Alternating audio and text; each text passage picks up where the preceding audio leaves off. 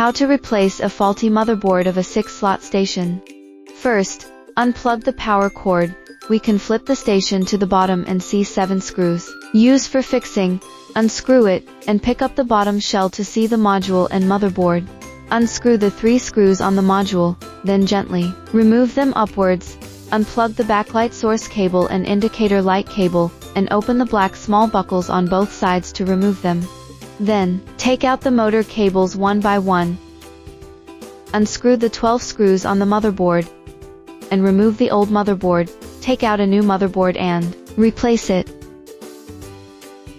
Connecting the backlight source cable and indicator light ribbon cable.